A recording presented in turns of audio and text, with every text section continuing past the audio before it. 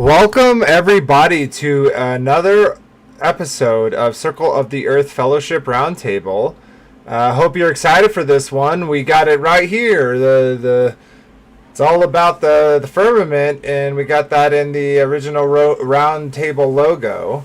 So hopefully y'all are excited because we got a lot of cool stuff to show y'all. But before we get into the episode, like always, let's say hi to those who are on the panel and get into it. So yeah, welcome everybody. Let's go ahead and hide this since showing it, just destroying. Okay, there we go.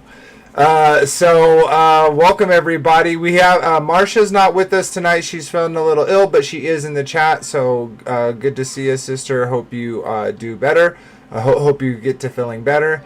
But yeah, let's jump over to Robert. Welcome, brother. Good to see you. I know it's not Shabbat Shalom to you anymore, so Shalom.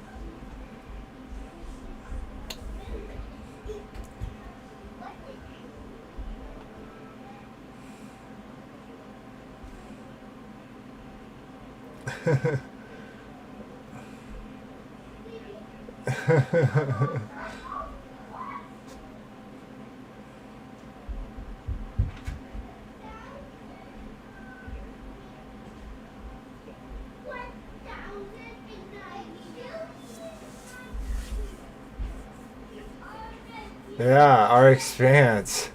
That recent episode where Sean was talking, they had that four-way debate.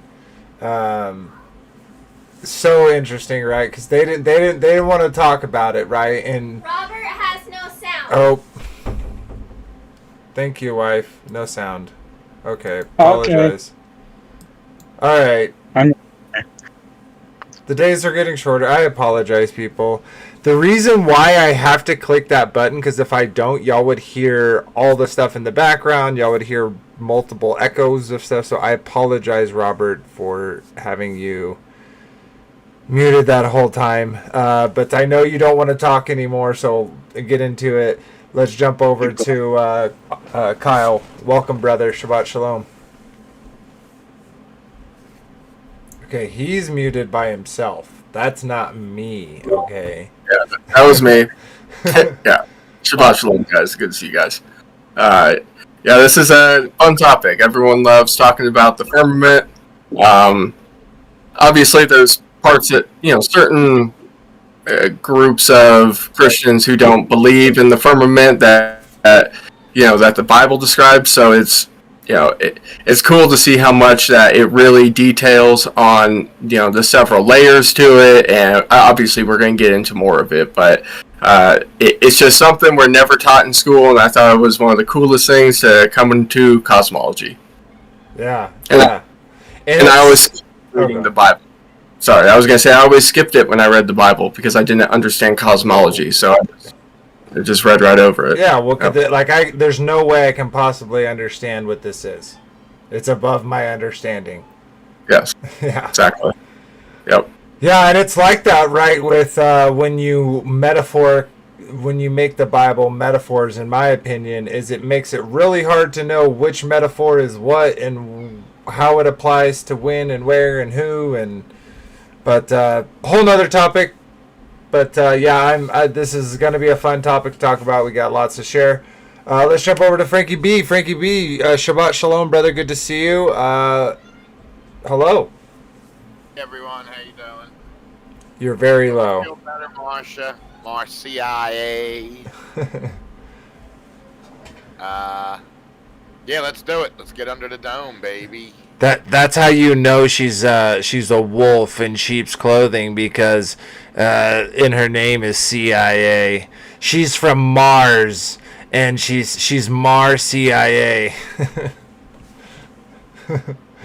I joke. Okay. Yeah, let's get into it. Okay, sweet. Little housekeeping, and then yeah, we'll get into discussing, and watching and sharing some stuff about this topic. So. Let me pull that up for everyone. That is over here. Boom. Nope, wrong one. This one, and we want to share this.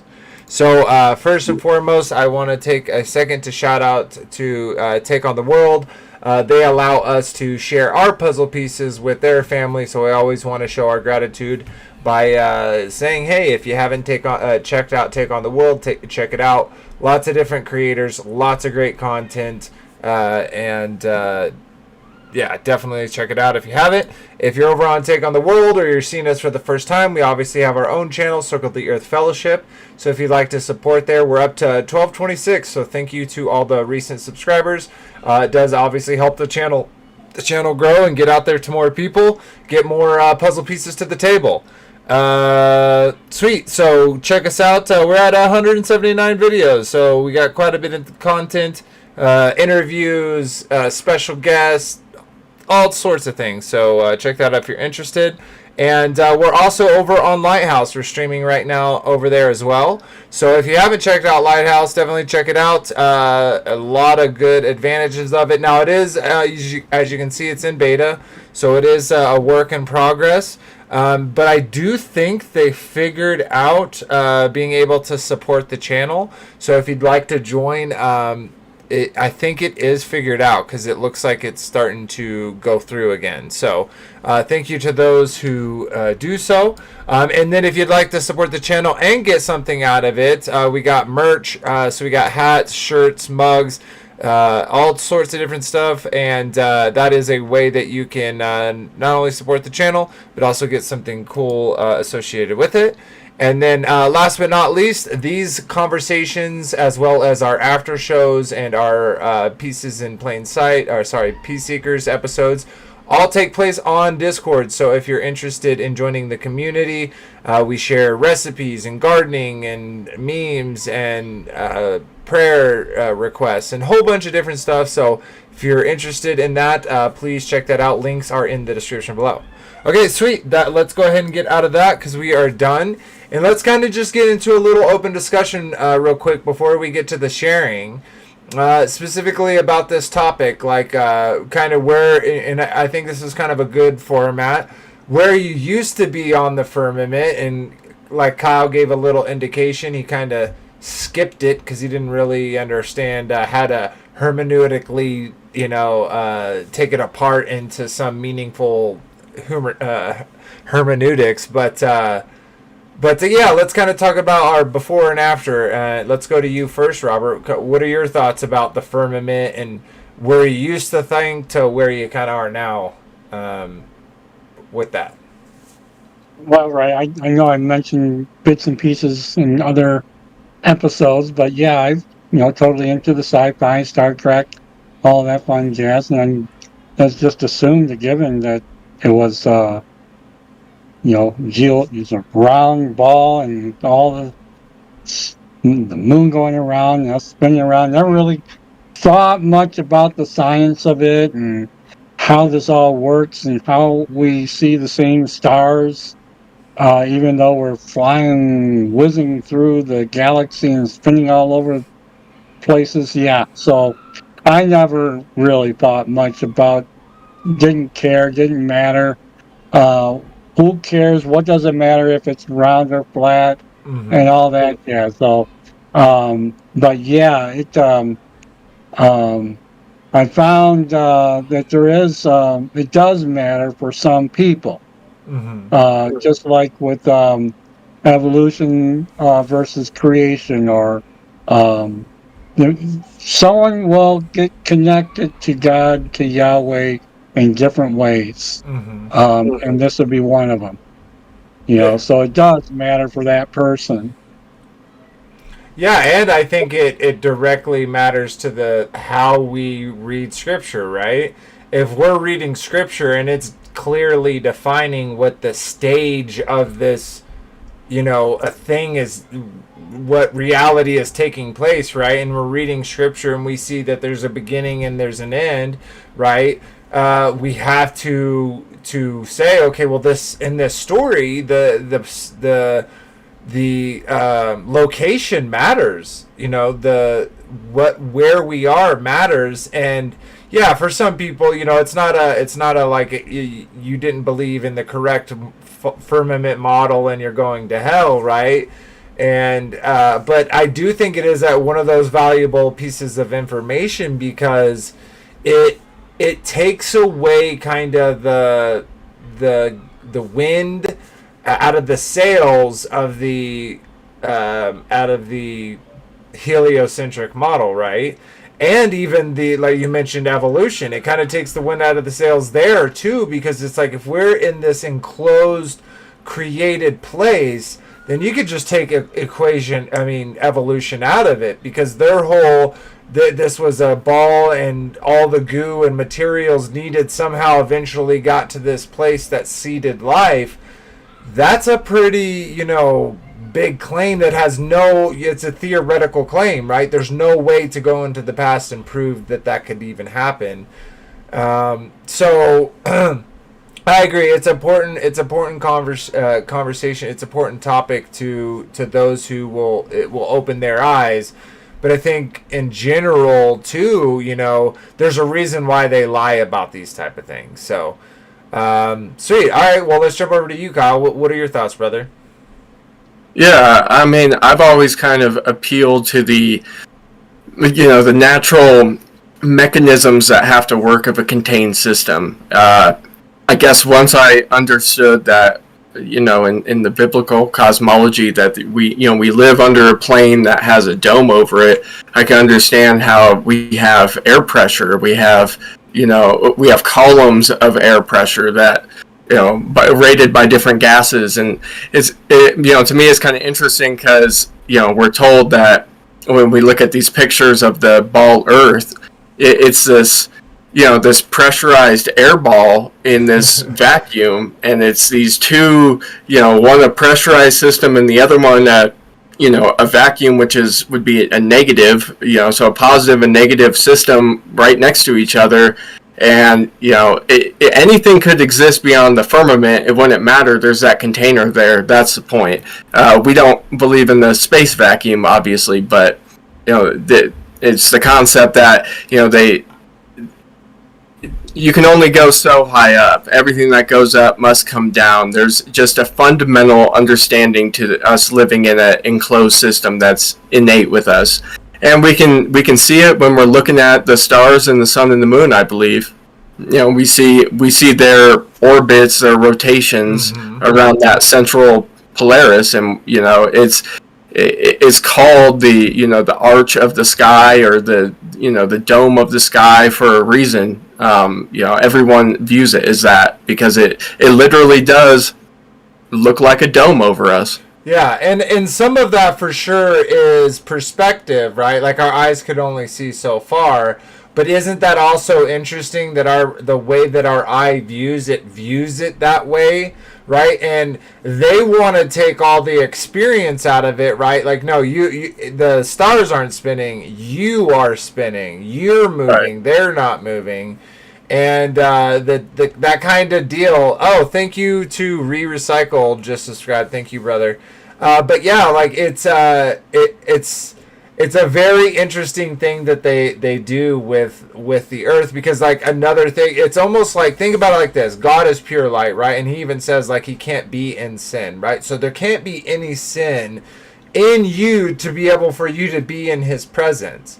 And so like they're almost saying with space, it's almost the opposite, where they're saying, like, how can something that is in a vacuum, like full in light, right, have a speck of something inside of it?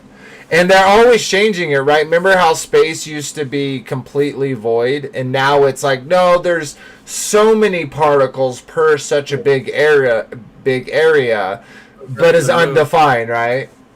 Yeah, they say that like our atmosphere goes out to the moon. Yeah. It's like it's not really space. It's like they have to come up with different, excuses over time for why it doesn't make sense. Yep. Yeah. Totally. All right. Let's jump over to Frankie B, brother. What are your thoughts about the firmament? Yeah, so when I came into Flat Earth and I started, researching it, and I found out we're under a dome, I seen all the pictures of the dome and the various ways it could look, and how how the sun and moon rotate around the Earth. I mean, around the inside of the dome. I was watching a TV show. Me and the wife were watching it, called Under the Dome. We watched like 2 seasons of it.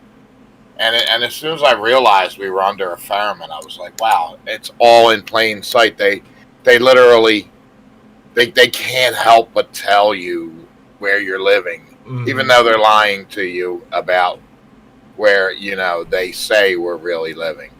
And then there was also a commercial for Apartments.com where the guy was dropping people into the dome, into apartments, and they took that off. They took that show Under the Dome off the air too. So I guess, but when the flat Earth, I was like in 2016, so 2015 was when everyone started to realize we were living under a dome, and people started coming in the flat Earth. So yeah. So they'll tell you, but once people start waking up, then they have to pull it, because they don't want, all the sheep waking up. Well, and I also think that they want to basically demonize truth, the truthers that quote unquote fall for it, right? They want to demonize the characters of the truthers that fall for it, because they can then use those as a means to say, don't look here, right? Look at all these dumb, crazy people. Why would you want to be one of those people, one of those outcast people, right? So they almost put a stigmata. I don't think that's right. I can't think of the... they almost put like a stereotype on the truthers so that people don't want to be associated with, like how we saw the CIA create the term conspiracy theory. So if you say I believe in conspiracy theories, which is obvious, any human knows that humans have come together and conspired to make something happen, right? And definitely if you're a Christian, you believe that the evil one has in multiple times throughout history conspired through creation to do the things that he's done. So at the very least, like, we know that, so they demonize just that term, those phrases, to then say, don't listen to those people, they're crazy. And I think the firmament and them putting it in TV shows and putting it in The Simpsons and making it this silly thing is for that purpose, is for the influence.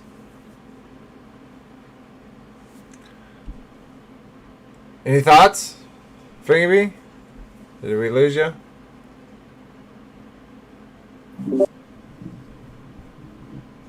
Oh, maybe. I don't know. You're muted. I'm. The button.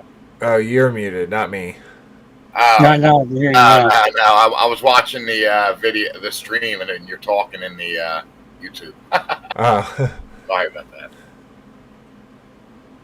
Yeah. So, anyways, alrighty. So, let's kind of get into it. We got quite a bit to share. So, world structure. The reason why I named it that is because I think that the structure of our world is important. Like I was saying, in any story, the setting in which that story is taking place is as crucial as the characters within that story. I honestly believe that.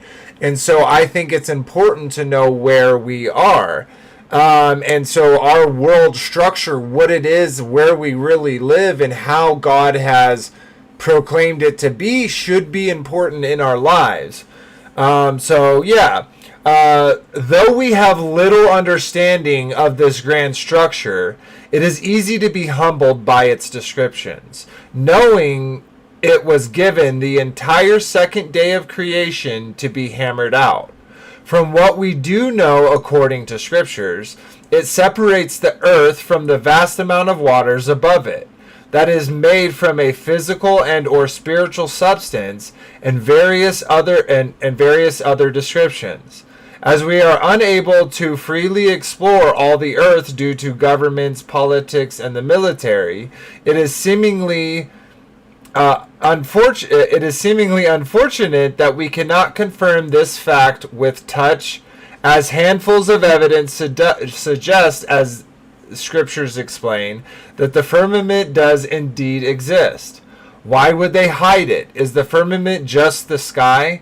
Join us as we discuss the topic of the firmament and the implications for our and future generations' lives from the perspective of believers seeking the puzzle pieces of truth. So, yeah, that's kind of it in a nutshell. We're going to be sharing, we got quite a bit of videos to share, so these are going to be great. We got some from some great fellow Torah creators, so let's actually jump in there first. And, oh, there we go. I want that, but I also want this. Oh, wrong button. And I want this. So, speaking about creation, Founded Earth Brothers is doing his creation standard teaching right now, and coincidentally, like I had nothing to do with this, my daughter just did her first class, her first like real class, and one of her kind of choices what she could do was make a 3D model of the Earth, right? So she got the Gleason's map and got a clear bowl and put it on top of it. And we're pretty close, right? Like, that is a rudimentary example of what it is, but it's a good idea. So shout out to Josh for putting together that class. I know my daughter and my niece are very much enjoying it.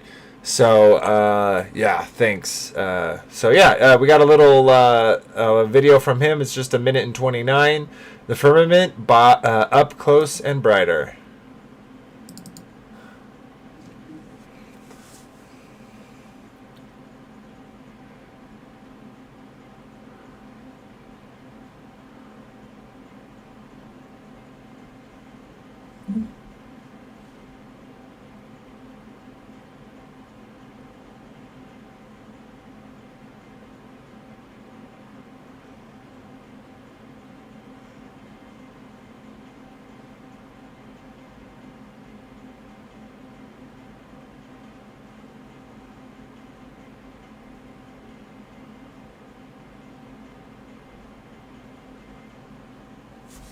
No sound. Okay, let's see what's going on there. Alright, I think I fixed it.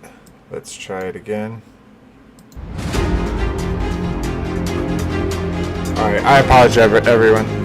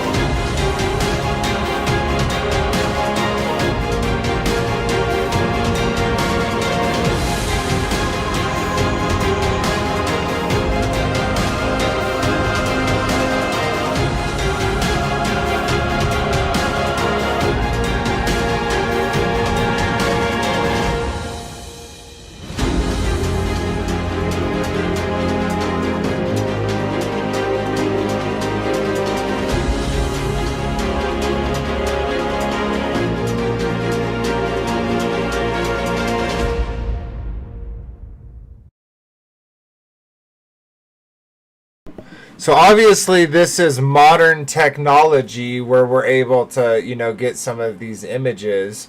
And so it's like, oh, this is AI, or this is, just generated.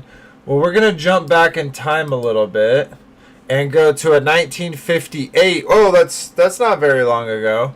We go to a 1958 encyclopedia and watch this really quickly. take a really, really close look at that. And I'm going to zoom it in for you. When they returned to New Zealand, these flights proved the inland areas to be features of the character with a dome 13,000 feet high at about latitude 80 degrees south, longitude 90 degrees east. Now, if this doesn't make sense to you, let me show you with an image of what a flat earth map would look like. Now, this is what a latitude 80 degrees south would look like on a flat earth map. As you can see, the dome comes down closer to you over the wall, which will be about 13,000 feet. Now, if you go back out into the center of the earth, or up the North Pole, and try to go up to the firmament, with a little bit of calculation, it's going to show that it's about 385,500 feet away. It's really, really simple, folks.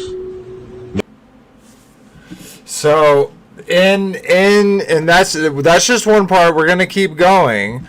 Of course, it takes it to a completely different thing. But let's keep going with this video, because this is a very super far back. But let's just keep going. Well, you'll see what I'm saying. Another great video. FEB makes great videos, so check him out. Hello, Obviously, everyone. you probably Welcome have. back. I know that many of you have seen the documents that were released by NASA decades ago in relation to how they compute things that go on above the surface of the Earth and how it is relative to a flat, non-rotating Earth. And we've also seen the documents from the CIA that were leaked about the firmament. And my wheels were sort of turning the other day about all of this, because I was trying to think about what this would be like if all of us had been taught that this was true early on, and then there was a group of people who thought the Earth might be spherical and flying around the sun. And how crazy would we think they were until they started finding documents that said the opposite of what this says, that said that all of a sudden, space travel and missiles are computed relative to a spherical rotating Earth that's flying around the sun at 66,600 miles per hour. If the document said that, that would be something worth looking into if we had always believed what the Earth felt and looked like. But there was documents saying otherwise that were either from our trusted space agencies or whatever the case was. That would get my wheels turning, even if I believed in this to begin with. So I was thinking about that and thought, man, if they were finding some documents about the firmament back, a few years ago, what if we can find some more? And sure enough, there are many more documents about the firmament out there. And I wanted to share a few of them. I know that censorship will stop a lot of this stuff from getting out, as it has been lately. I'm hoping that some of you I haven't heard from in a while, that it's just due to censorship and maybe you being unsubscribed as opposed to life circumstances bringing you down.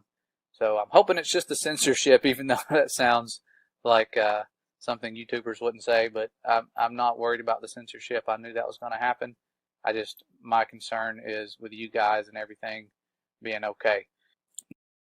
All right, so real quickly before we get in this, so what he's basically going to go over here right now is this is military declassified information that shows that they have been, to say the very least, exploring the idea of the firmament, of a hard and fast surface above us. And so this is going to be a lot of scientific talk, but there'll be some payoff. So let's keep chugging along. Now, as I was going through these documents, you always find weird stuff. I didn't sit there and read real slowly. I kind of skimmed through them, so you may find more things than I did if you start looking. But these are all searchable. I'll show you. I'll leave a link in the description of the website you can search for this stuff in. A lot of this stuff is searchable. Here's some of the declassified CIA documents that were shared in the past, one of them being about the shape of the Earth not being known. And this was by Russia, who was ahead of us, if most of you didn't know that, in the fake space race back in the day and leading up to the moon missions that we pretended to go on. Please ignore the wag. The flag is waving. I found it weird that they did not know the shape of the Earth back in '49 when they were allegedly sending people into orbit and doing things right after that.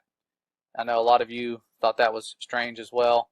But just to summarize some of the things they were saying in those declassified documents about the firmament, we looked at things where they were testing the brightness of the firmament and the daytime sky and measuring these things, as well as looking at the brightness along the certain parts of the sun and 5 to 6 points of the firmament located at various zenith distances. So they are looking at the distances of the firmament from the sun. Thought that was kind of cool that they are trying to figure this stuff out way back when. And they're talking about the assumptions of this right here that we can't say without getting our videos censored or having that Wikipedia article show up underneath them that gives a bunch of lies. It'll probably show up down there anyways, since I mentioned the firmament. But if you talk about this and this, based on these assumptions of a Earth that is not spherical, and talking about the firmament in the same document, very Muted. Let's read this real quick. Near sun halo, and also from the sun on the surface perpendicular to the rays. The dissertation contains a certain formula of the brightness of the sky, taking into consideration only the brightness on the first order and derived on the assumption of a flat earth, and giving some conclusions derived on the basis of this formula. For a certain coefficient of transparency of the atmosphere, the brightness of the sky at any point is represented by the deviation of the two functions, of which one is the function of the diffusion of light, and the other a function of the zenith distances of the sun and of the observed points of the sky.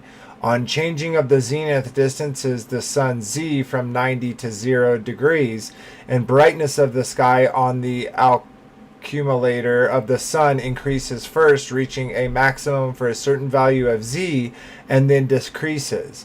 A method is also proposed of determining the brightness of the sky daily. Okay, so the reason why I wanted to read this is if you happen to check out the Peace Seekers episode last week when we got into the courses of the heavenly luminaries, it literally talks about this. It talks about the sun getting to a point and then decreasing. And like Robert was talking about in the beginning, unfortunately it was muted, but he was talking about how it upset him that, in the morning now he can't see his front door to put his key in.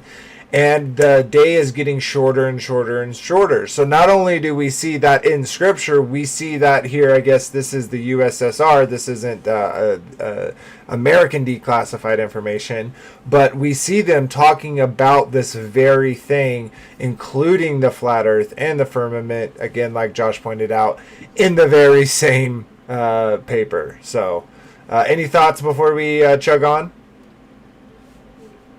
Yeah, it's just interesting how many papers like this exist and how many different countries just mention those exact same things. Like, they're all thinking the same thing, and all make all their math and equations and instruments and tools all formed off of that, theory or understanding that the Earth is a stationary plane. So, kind of funny. Yeah, absolutely. Yeah, that one on the encyclopedia that you played first, I seen that video before. That's 1958, and it was right in an encyclopedia. And every household when I was growing up had encyclopedias in them. I mean, people went door to door selling them.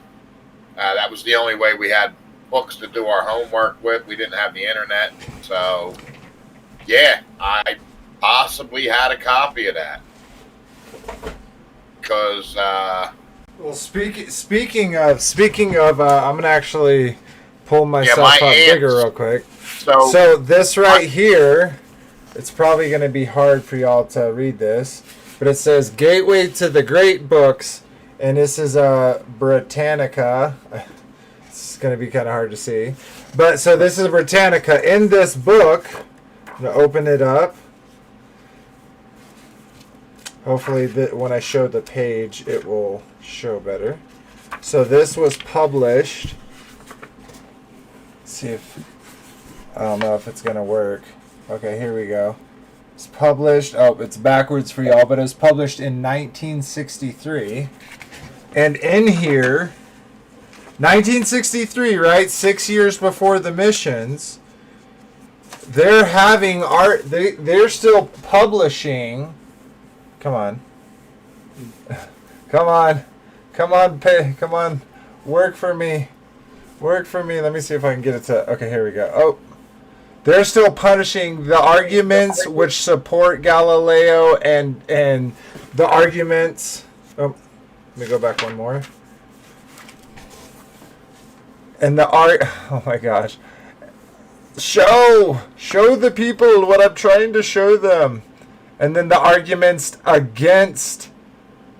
brought against Galileo. So in 1963 in Britannica, they're still printing arguments for and against the heliocentric model, right? How dare you! How dare you, indeed.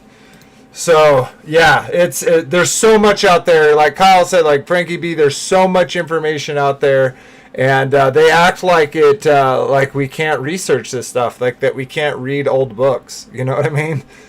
Yeah, exactly. All right, let's keep chugging. Interesting. And you can still find them old books at like bookstores, flea markets. They're expensive though. They are. They're expensive. Yeah, I'm sure they are. I mean, my grandparents bought them in the 50s. So the encyclopedias that we had were probably had all flat Earth stuff in them. Yeah. Yep. And deriving formulas from this. Those of you who believe in the globe, that's okay. Just know that the people who are doing formulas for space travel and experiments were looking into those assumptions and saying they have to assume that, because otherwise they would be completely off with their calculations. Now, here's some more of the documents I found that I thought were cool, and I would like to see more about them. Not that I will. I know the firmament's going to roll away pretty soon, and we're going to see greater things than that. But the second day of creation, this firmament, this great expanse, was made. Stars placed inside of it. And the document here was talking about this equipment, a camera that was able to capture or photograph the entire firmament down to the horizon. They were using a convex aluminum mirror to reflect the sky. So very cool that they were trying to capture the entire firmament down to the horizon and publishing these works. Maybe more people knew about it than we thought back then. So lots of experiments regarding that. Also seen some about the temperatures of the firmament with really high numbers given, very high. And this is something that talks about the color temperatures of the firmament and how they would amount to 6100 to 1750 Kelvin. That's cool. It's probably why when people were trying to send men in the Air Force up really high back in the day, a lot of them, or one of them, I heard back in the when they were sending them up in balloons, not rockets, the guy came back to Earth and had a fever of 108 degrees. This guy was experiencing something that sent him straight back to Earth. He aborted that mission because he started getting too hot. Could be because of things like this. I know it does get cold at certain points. It's weird. Heat rises, but once you get higher, it gets colder. I know that's just one of those weird things with the science of it all. But it says here that the visual observations of glows, well as the analysis of photographs, showed that the radar echoes also appeared at instance of absence of visible signs of glows in the angle of aperture of the directivity pattern of the radar antenna. You're muted. I think this is a good kind of topic to stop and talk about real quick with radio waves, right? They always tell us they bounce it off of a satellite and it comes back down. But what if they just have a reflective surface up there? They get the angle down, boom, they can send a signal anywhere and get information back. So things like, gosh,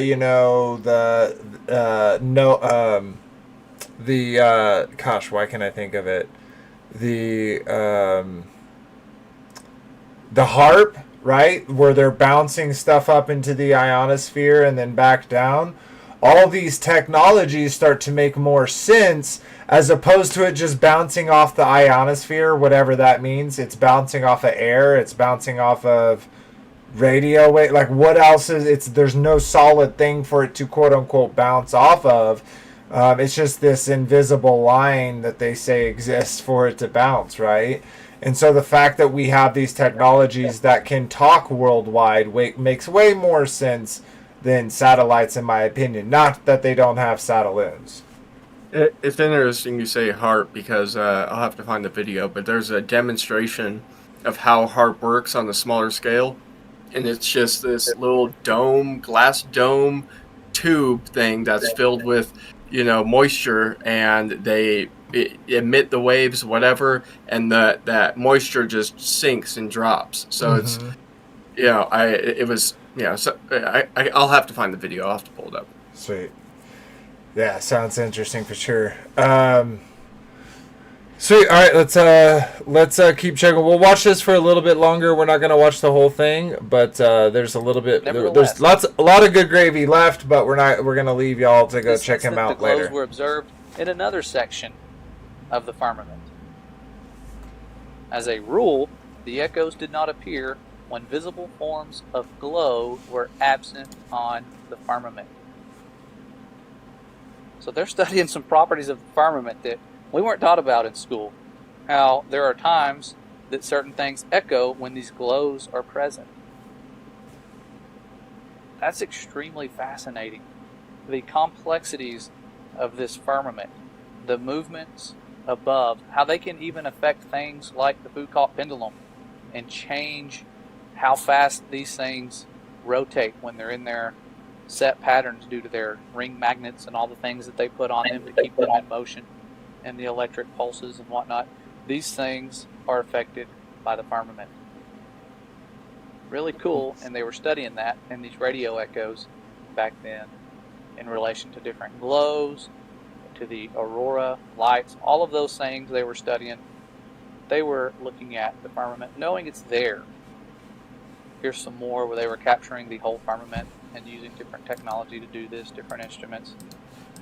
Something that just kind of came to my mind that I want to talk about real quick isn't it interesting kind of how the early church, it was probably very bright, very hungry, right? But quickly got overtaken. And I kind of feel like that for our modern science, right? Where these people are writing super based information because there's no agenda behind it. And so you can see the difference of it. It's almost like kind of Disney from 50 years ago to Disney today, right? Like the type of stories Disney told then is much different than the stories they tell now. And they kind of corrupted it over time. So, yeah. People were figuring out a lot and doing a lot of the things we're doing now, and then some, because they were operating with the wisdom of the fallen, given that the CIA has been satanic at its roots since the beginning. Oh, it's how not dare one of those you. things that's for our own good. They make it seem that way in Hollywood movies, and that's part of their plan. If you've seen the documentary Out of Shadows, you'll see what I'm talking about, Mockingbird and a lot of the things that went on. Now, here's one that really, really fascinated me, because the title of one of the segments in this article is called The Shape of the Firmament. And if you look down, it looks like Wide Awake wrote this book here. Talks about rings around the sun and the moon, pseudo-suns, pillars, twinklings of stars, rainbows, refraction, distortion of the sun's and moon's disks at the horizon. Weird that they call them disks, kind of like they did like in Enoch. And it says all sorts of different things, the sound audibility of thunder, that echoing off the firmament. Really cool that they were writing this stuff in books. And I tried to locate this book. You can find some of the ebooks that if you look up these titles, and I'm not sure if I found it or one that contains parts of it, but I'll leave this presentation linked in the description so you can sort through what I'm seeing. I have the links on a lot of these slides where you can just go right back to the document. If not, you can go to that website and just type in some of these little titles.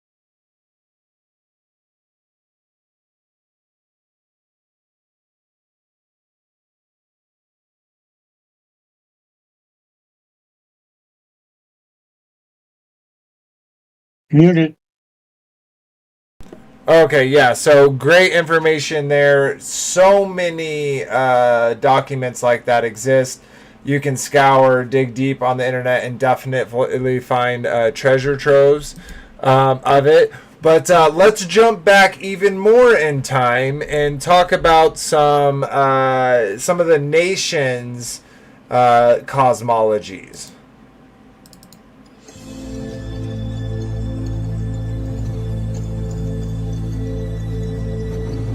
Good evening, everyone. Tonight we're going to go into the Holy Bible and we're going to flip over to Genesis, the very first book in the Bible. Now let's go down here to chapter 1, verse 6.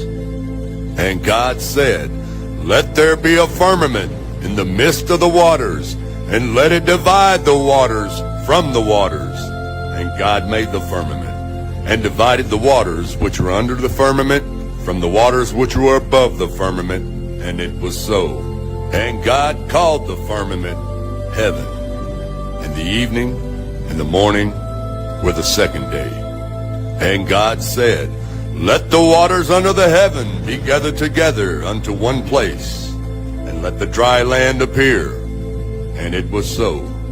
And God called the dry land earth, and the gathering together of the waters called he seas. And God saw that it was good. Now let's move down to chapter 1, verse 14. And God said, "Let there be lights in the firmament of the heaven to divide the day from the night, and let them be for signs and for seasons and for days and years. And let them be for lights in the firmament of the heaven to give light upon the earth." And it was so. And God made two great lights, the greater light to rule the day, and the lesser light to rule the night. He made the stars also, and God set them in the firmament of the heaven to give light upon the earth. Now, let's flip over to Psalms 19:1. The heavens declare the glory of God, and the firmament showeth his handiwork. Now, for those of you who are biblically illiterate, let me take you to Wikipedia and see what the definition of firmament is. Okay, in biblical cosmology, the firmament is the structure above the atmosphere of earth, conceived as a vast, solid dome. According to the Genesis creation narrative, God created the firmament to separate the waters above the earth from the waters below the earth. And now that you understand what that means, let's look into the Bible and see what picture that it shows of the firmament and the earth and the heavens. Now, would you look at that there? The waters above the firmament, firmament of heaven, the sun, the moon, and the stars underneath the firmament of heaven, the earth, and the ice pillars on the outside. Okay, now, let's take a look at the original Hebrew Bible and see what picture it shows. Imagine that. The same thing. The firmament, the sun, the moon, and the stars under the firmament, the earth, and the ice wall. Now those two pictures should look familiar to you. Check it out. Now you understand where this picture comes from. Now, last but not least, let's look at all the pictures of all the ancients and see what they depicted the shape of the earth to be. I'm not going to read them out loud. You guys sit there and take a look at them. Look at each one of them. They all have a flat disc with a firmament over the top of them and the sun and the moon inside that firmament. So, as you can see, once again, this is not something new. All of the ancient civilizations knew where we lived, and they depicted it in their artwork, right there for you to see. And I specifically want to point out the three oldest cultures there is: the Mayans, the Egyptians, and the Incas. Take a good look at their depiction of the earth. The Mayans have a dome with water rushing over that dome and the sun and the moon and the stars underneath that dome.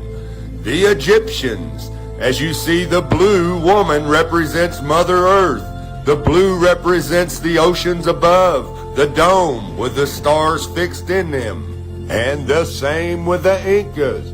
You can see a dome over the flat disk Earth with the sun and moon and stars underneath that dome, and they even depict the Shul, hell, underneath the flat disk of Earth. There is only one picture that doesn't line up with all the other depictions of the Earth since the beginning of time, and it looks like this right here. Now, like I said, since the beginning of time, all ancient civilizations depicted the same shape, the same picture of what the Earth looked like, except for one agency called NASA. Okay, so I want to take a quick second and kind of talk about that. I'm going to jump back a little bit. And the firmament. Okay, so the reason why I want to stop here and talk about it, because I'm sure some of y'all have heard arguments like, well, yeah, of course the flat Earth has its origination in pagan cultures. I see Christians using the fact that all of these different cultures pictured the Earth in this fashion as kind of proof from their perspective. Ken Ham is not Ken Ham. Dr. Ham, Dr. Who was the guy that was recently on debating with Sean on Standing for the Truth? Hamp. Doug Hemp. Yeah, so Doug Hemp was kind of from the perspective of like, oh, so what? I'm just going to believe some Babylonian mysticism proof about what the Earth's shape is. It's like, they almost say it's like, we know that God is God and that the Bible is true because the Bible predicted the globe, and all the other cultures said that the Earth was flat and and such. But the Bible knew all along that the Earth was actually a globe. It just took science time to catch up to the idea. Yeah, that's interesting because I see Hebrew on there, and that was from a Hebrew scholar, so. But they were just dumb shepherds, bro. Yeah, well, that excuse that, you're just adopting like the pagan customs and traditions. Sure, that may sound good to someone uneducated, but unfortunately, he's the uneducated one in that because literally everything about the heliocentric model is pagan. Mm-hmm. I mean, all of it is centered around pagan gods. Every mission to space is about a pagan god. The entire thing is set up as a Gnostic wet dream, mm-hmm. that one can ascend to the stars and become God himself. So, yeah, it's the other way around, respectfully, Doug Hamp. Yeah. But I really hear that argument like, oh, it's pagan beliefs. Like you're mixing pagan beliefs. And it's like, isn't that kind of the kettle calling back because you believe in the two dudes and the ghost? So, anyways, all right, let's keep great video. Let's keep chugging. Over the top of them, and the sun and the moon inside that firmament. Let me jump ahead. Moon and the star, even beginning of time, all ancient civilizations you live, and there's not one of you watching this video that has ever seen this right here with your own eyes. Ain't none of you ever seen this right here with your own eyes. The only time you ever seen this right here was on the television or in the book that the teacher handed to you. And your teacher that handed you that book, she ain't never seen this with her own eyes either. She taught it to you from the book that was handed down to her. And you walking around here thinking you intelligent and know where you live at. But you ain't never seen it with your own eyes, but you believe it.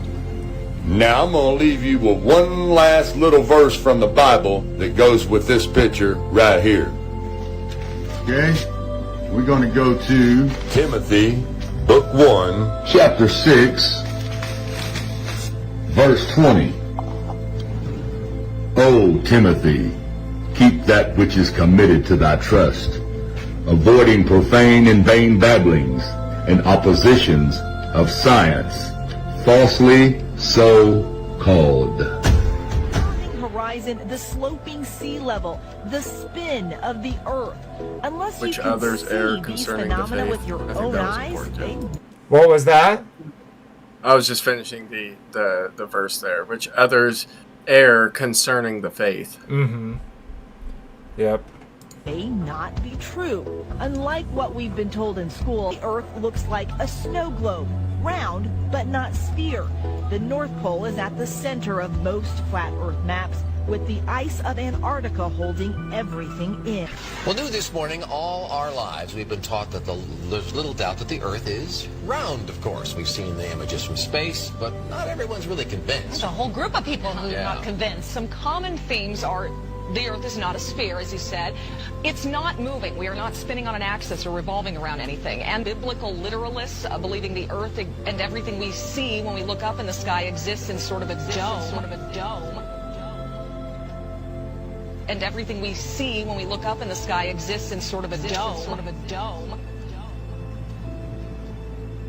And everything we see when we look up in the sky exists in sort of a dome. Thought for the day, Terry R. Eicher. Everyone, thanks for watching. Have a good night, and God bless. Okay, so this is on 101 Vids. I don't know the original guy there. It might be, where does it say it? Flat Out Truth. So check him out. It was a great video. He has a great voice as well. So, okay. Let's jump back over here. And we got some more of those declassified documents. This 100-page declassified document Shout from out, the CIA library. West Blaze. And even This 100-page declassified document from the CIA library, approved for release in the year 2000, includes doctoral dissertations defended in the Scientific Council of the Institute of Physics of the Atmosphere and Institute of Applied Geophysics in the USSR, most notably, atmospheric studies on light scattering. They list several methods and tools used to determine the differences in luminosity of the firmament, mentioning it by name on page 18. Page 19 is where it gets good. We have the mention of a near-sun halo in the opening lines, and then the kicker. This dissertation contains a certain formula of the brightness of the sky, taking into consideration only the brightness of the first order, and derived on the assumption of a flat Earth, and giving some conclusions derived on the basis of this formula. I'm West Blaze, you're watching Uncommon Ground. Season 3 of Uncommon Ground out right now. Check it out. All right, and we got another legend, Ken Heidebrick from Hanging on His Words. Let's see. Obviously, we're not going to watch this full 44-minute video, but let's see what he has to say. Hi, welcome to Hanging on His Words. My name's Ken Heidebrecht, and I've noticed a trend over the past few years that seems to be gaining a lot of inertia. What trend? Questioning our heliocentric globe Earth cosmology and scrutinizing its validity to the truth of our Creator's words. Words that He spoke and had His faithful prophets record for us long ago. Not only are believers who have had a previous faith in the Creator of the heavens and the earth coming to different conclusions regarding this matter, but many people who have never had faith in the Creator before are seeing that His word can be trusted and backed by their own experiences. The Most High has placed a desire in my heart to present a version of His creation model that can be easily understood and conceptualized with the usage of graphics and, of course, with Scripture. The Apostle Paul commended a group of Berean Jewish believers in Acts chapter 17 for doing their due diligence in receiving what he had to say about the Messiah and testing it to the Scriptures found in what we call the Old Testament today. My recommendation is that you do the same with all of my videos. If my videos have aided in your faith walk in any way, I simply ask that you would like, share, subscribe, and comment in the comment section below. Even something as simple as hi, I agree, I disagree, whatever. It's great for the algorithms. In doing any of these videos will end up in areas of cyberspace that I, on my lonesome, cannot reach without your help. If you're interested in supporting my ministry, there are options in the video description below for both Patreon and PayPal. And I want to thank my patrons and PayPal donators for all their support. It blesses me and allows me to sow back into the ministry. I pray that you are edified and encouraged by this teaching. Now, on to day 1 of creation.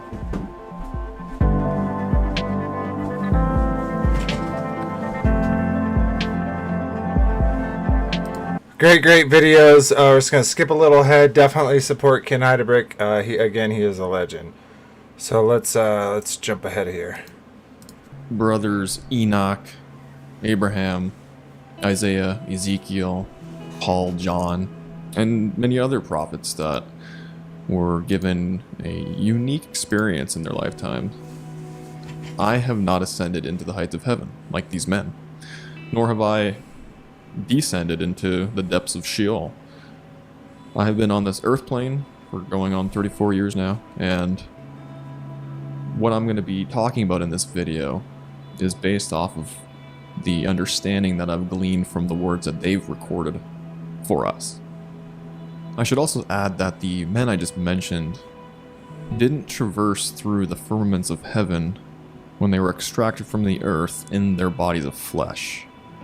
The texts, depending on which ones we read, say that they were either taken up in the spirit, or they were shown visions, either when they were asleep, or even when they were awake. I think it's important that we understand that, because no man has ascended through the firmaments of heaven save one, our Savior, Yeshua HaMashiach, Jesus the Messiah. We need to keep that in mind as we contemplate the biblical creation model and how it relates to our salvation. Salvation being the redemption of our bodies, the freeing of our souls from Sheol, so that we too can ascend the heights of the heavens and dwell with our Father and the holy angels in His kingdom for an eternity.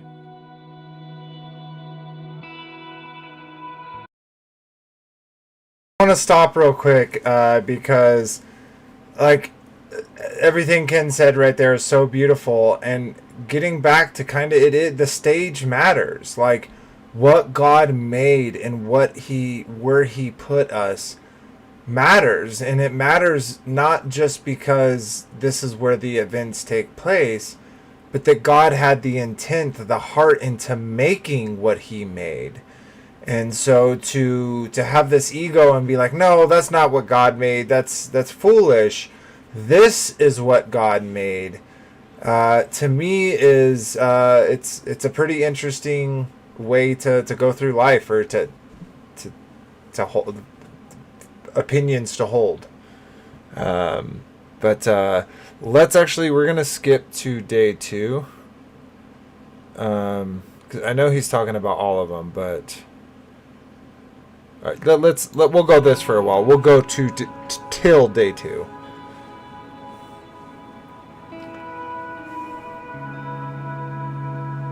In the beginning, God made the heavens and the earth. But the earth was unsightly and unfurnished, and darkness was over the deep, and the Spirit of God moved over the water.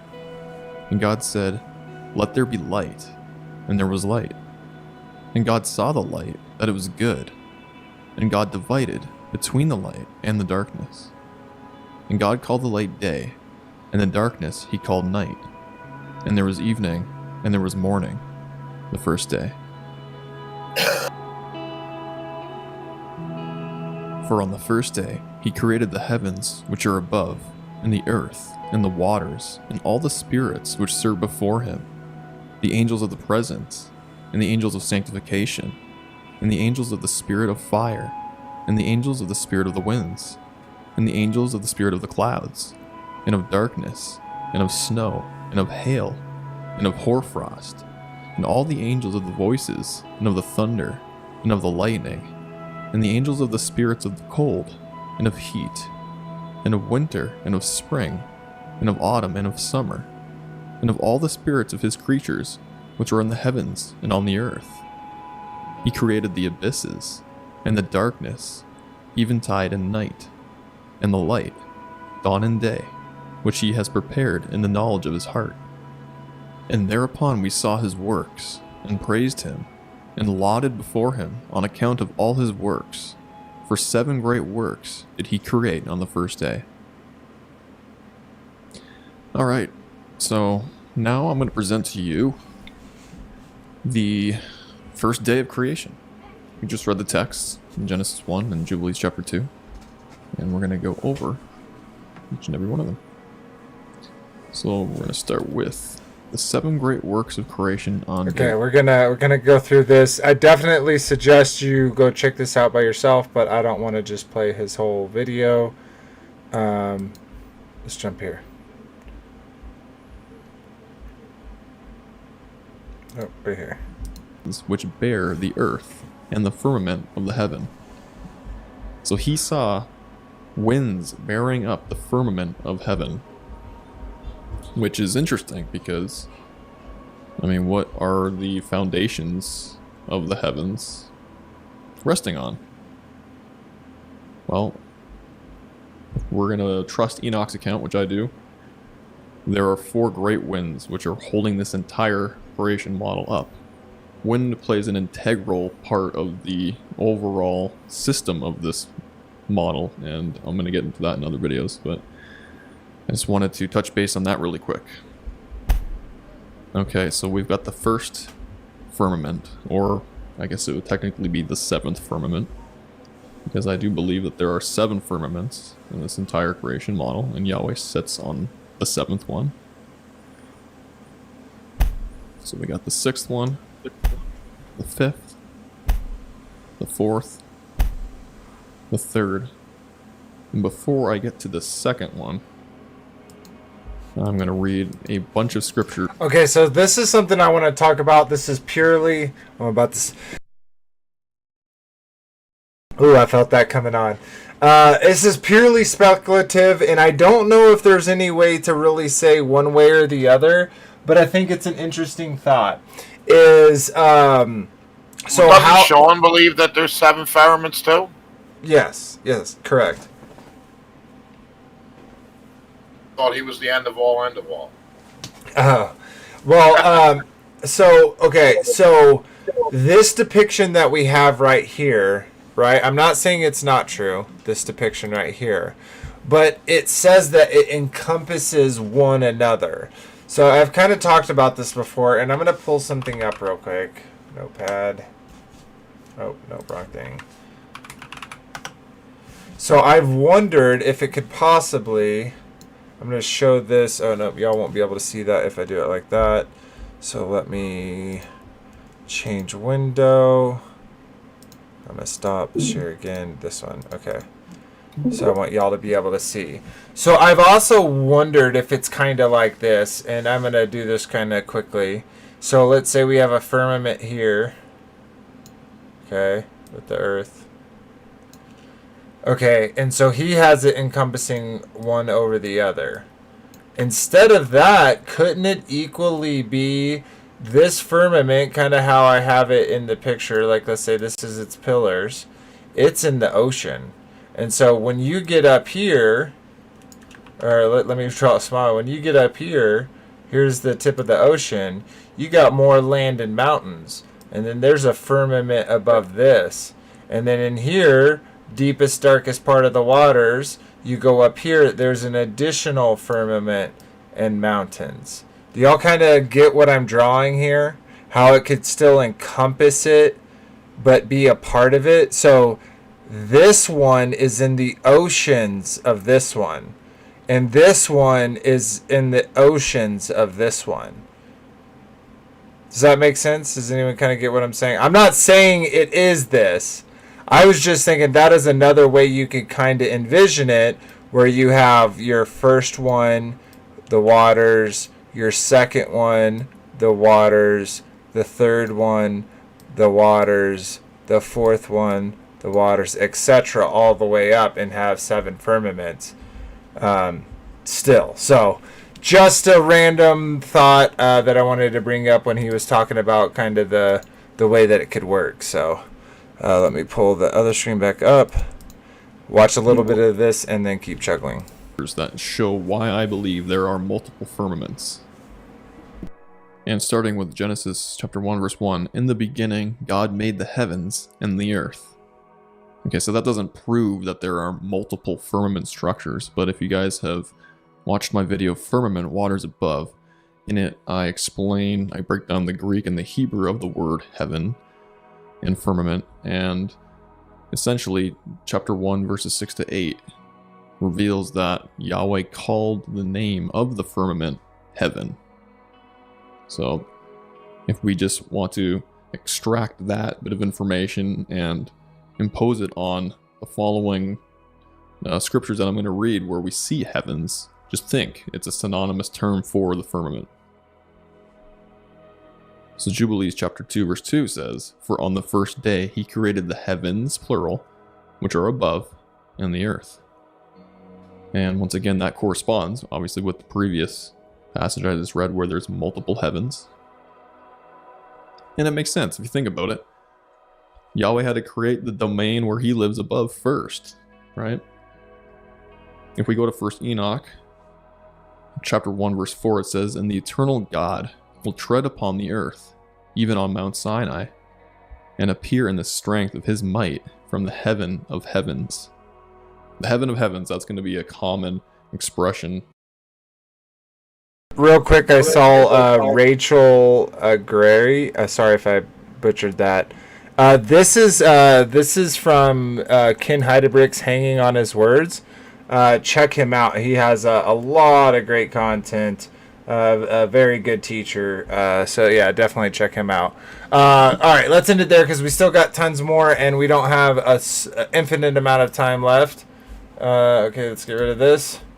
And we'll come back to that. Okay, let's go. Okay, yeah, let's go here. So here's some military, the military Operation Fishbowl in 1961. Now, they're going to say these are nukes. I don't believe they're nukes. I think they are bombs for sure. But this is them trying to crack it. So we're not going to watch all of this, but we're going to watch some of it. Hercules. Stripey XM-33. Thor.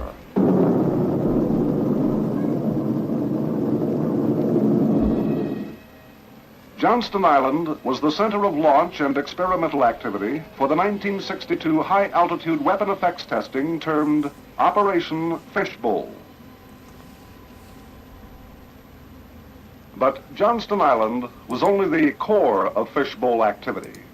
Radiating out in all directions from this tiny island, 800 miles southwest of Hawaii, were instrumented stations, 266 of them, at sea, in the air, and on land, encompassing a major portion of the Pacific Ocean, all geared to collect effects data from nuclear bursts at high altitudes.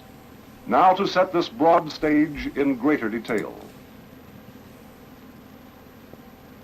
Within the limited confines of Johnston Island itself, the operations testing and support facilities were crowded into every spare niche, including space between the existing Air Force Station plant and buildings, with some apparatus and offices crammed into World War II bomb shelters, including the Scientific Readiness Team, Task Force control personnel, and launch control units. At the northwestern end of the island was the Thor launch complex, joined later by Nike Hercules and Stripey units, plus a second Thor pad. Fishbowl's line of more than 30 instrument rocket launchers with attendant checkout facilities were sandwiched between the island's runway and the shore. This Pacific Missile range ship, berthed at the island's lone pier, kept an electronic eye on the missile for range safety purposes. A beacon tracking system followed the scientific pods and rocket instrumentation and backed up the Pacific Missile range tracking and impact prediction systems. Standing offshore were 9 instrumented test ships, vital links in the fishbowl effort, including the DAMP ship, acronym for Downrange Anti-Missile Measurements Program Ship, American Mariner. Pod recovery and surveillance ships, and an evacuation aircraft carrier, which took aboard personnel non-essential to the island operation during each event, completed the ship array in the northern hemisphere. On islands south of the equator, in Johnston's southern magnetic conjugate area, a variety of instrumentation to collect effects data was set up for fishbowl. Stations dotted the American Samoa island of Tutuila, as well as the main islands of the Fiji and Tonga groups, and to the east, Rarotonga. After preparations in Samoa's harbor, Pango Pango, the instrumented motor ship Acania moved out prior to shot day to be on the station designated for each event concurrent with the departure of the balloon launch vessel Haifufu. Fiji's jet airport at Nandi was the operating base for 3 fishbowl aircraft. On each event, a KC-135 and 2 RC-121s gathered southern conjugate effects data. Closer to the equator, the coral atolls of Canton, Kwajalein, and Palmyra also held many of the trailers, structures, and antenna towers representative of the fishbowl test effort. North of Johnston, 4 main Hawaiian islands, as well as French frigate shoals, Midway, and Wake Island, mark the location for many instrumentation sites. Isn't it really interesting that all of these places were major conflict areas in World War II? For each event, approximately a dozen test aircraft, including optical and I-burn experiment planes, rose from Oahu's Hickam Air Force Base and headed south. Also to the west on Okinawa, in the far north at Adak and Fairbanks, as well as at Palo Alto, California, instrumentation was operated for fishbowl's test events. During the latter part of the operation, other stations were added. All in all, of the 266 fishbowl instrument stations, 156 were on land, while 10 ships housed 80 separate project stations. 15 test aircraft. What they're basically saying right now is they put a lot of money into this. I wonder why. Carried the other 30 stations. The need for the test work carried on at Johnston and its far-flung array was compelling, for it stemmed from urgent Department of Defense operational needs requiring that high-altitude phenomena resulting from a nuclear burst be defined with simultaneous direct measurements on military operational equipment. For while America had been making rapid strides in other aspects of missile technology, its investigation of high-altitude nuclear detonation effects had lagged due to the 1958 test moratorium imposed shortly after the nation's first look at nuclear effects at high altitudes.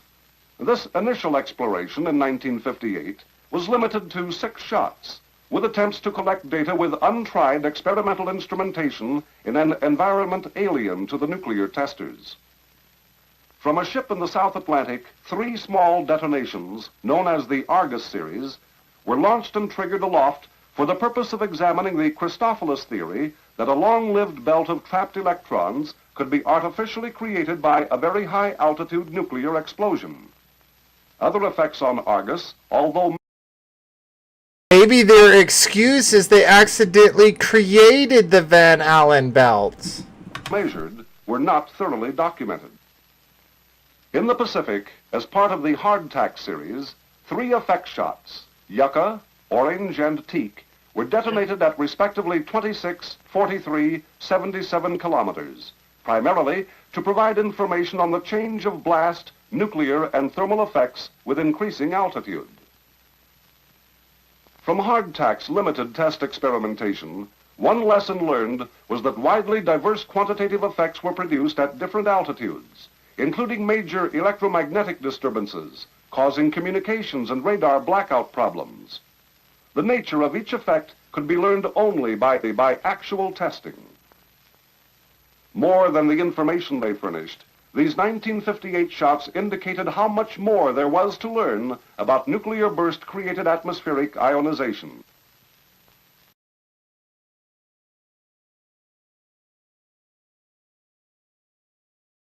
Oh, you're muted.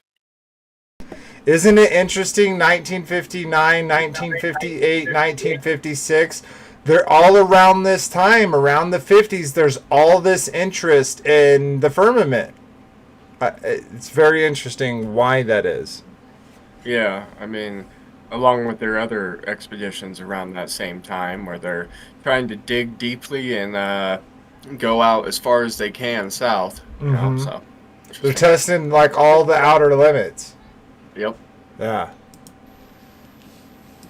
Filling this information gap after the 3.5-year lull was Operation Fishbowl's mission, carefully patterned to the Department of Defense's needs. These operational requirements shaped up into objectives centering around 3 main lines of inquiry. One objective concerned ICBM acquisition, tracking, and intercept problems. It was essential for both defensive and offensive planning that experimental data be obtained on the effects of high-altitude nuclear bursts on radar performance. Another objective dealt with the evaluation of ICBM damage and kill mechanisms. DoD needed an evaluation of the effectiveness of nuclear detonations at high altitude for killing incoming ICBMs, vital to the nation's anti-ICBM effort. This knowledge, in turn, would indicate the relative vulnerability of U.S. ICBM re-entry vehicles. A third objective concerned communications blackout, that is, the loss of signals due to disturbances in the ionosphere caused by high-altitude detonations. It was necessary to know the ensuing effects on military command and control systems. It's actually quite long-range communications. To me, actually, their voice is kind of soothing. I kind of get why the propaganda worked. Wendy. These military objectives meshed into the overall fishbowl objective of gaining a vertical scale of information for various altitudes and yields. Included in the wide assortment of fishbowl projects were thermal studies on eye burn, investigation of debris distribution, and documentation of the nature and transport of the magnetic field disturbance generated by high-altitude detonations. On Operation Fishbowl, nuclear detonations rent the sky. Does that not look like it's hitting something and being forced by a container to be blown one way? Like that's exactly what it looks like to me. 5 times over the Johnston Island area, each time during the hours of darkness.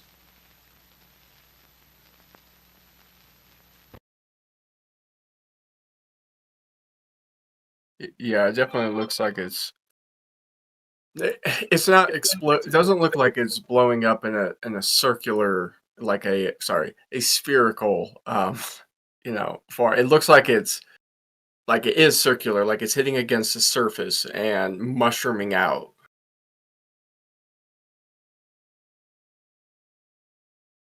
Oh, you're muted. You're muted. Sorry, just like if you poured water into a bowl, like the water would hit the middle and then spread out. Right. Yeah.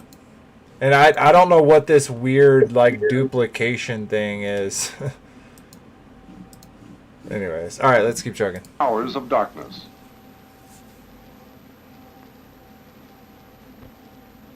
Of the 5 fishbowl shots, the highest burst was the 400-kilometer Starfish event, launched by a pod-carrying Thor missile. Its yield was Thor. 1.4 megatons. In addition to the local phenomena, the transport of bomb debris and other charged particles in the magnetic field produced colorful aurora, arcing into the northern and southern conjugate regions. Checkmate, like Starfish, did not display a well-defined fireball. Checkmate exhibited a moderate aurora seen in both the northern and southern conjugate areas.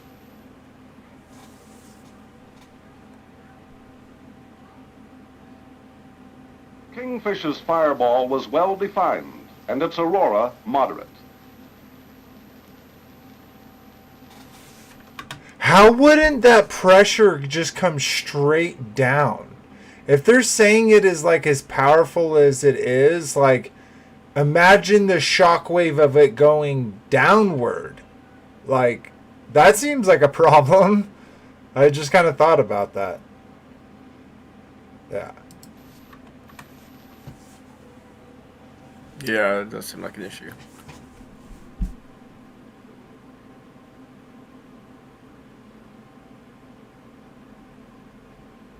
From these 5 events, we will offer a selection of the test instrumentation associated with the DoD scientific objectives. Okay, I think that's good enough. What I will say is that what my point is them talking about it, not necessarily that what we just viewed is true. A lot of this stuff looks like it could totally be video doctored, completely fake with the equipment that they had at the time. We saw like the duplications of the clouds, and so there's some fishy stuff. But what my point is for whatever reason they were shooting bombs up really high into the sky is at least their story, and very interesting to say the least. Okay. So this is more of a recent thing. Now, again, what's kind of hard about the firmament, and like that one video said it was 385,000 miles. I don't know how big the firmament is, how tall it is. I think those claims are kind of, again, you can't prove them, so to make those claims, it doesn't really do anything for you. But this video, if you haven't seen, is super interesting, because I don't understand it other than it hitting what we would describe as the firmament. So let's check it out, and we'll go from there.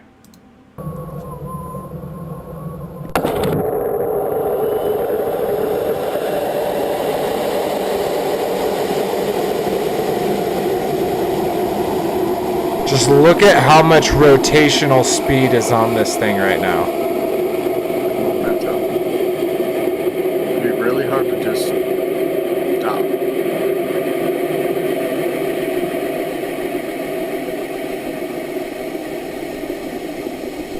It's spinning so fast that like the pictures are on top of each other of itself. Yeah, you can see the camera rate. Almost.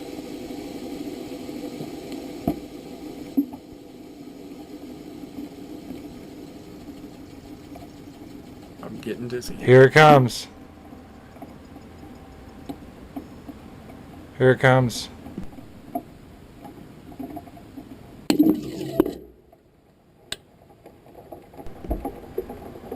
I don't think those things have like little air brakes on them that can. Why would they break it? The whole point is to go as high as they can. Yeah, what would be the point of it getting to a point where it stopped and started falling, and that's where it implores those like little brake mechanism? That doesn't make sense. Sorry, you can't just stop. Oh look, the world is a ring. Oh look, the world is a globe. Oh look, the world is a ring.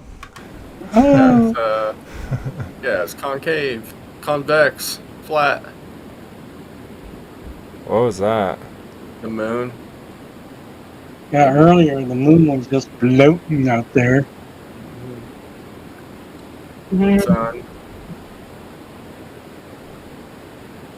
Or was that the moon? Look, the earth is a globe. The earth is a ring. The earth is a globe. The earth is a ring. Convex is concave. Yeah, so it hit something, right? Like, I don't know what else what you could say what that was. It literally sounded like water. It literally sounded like it started dripping after it hit it. I'm going to go back real quick and play just that part.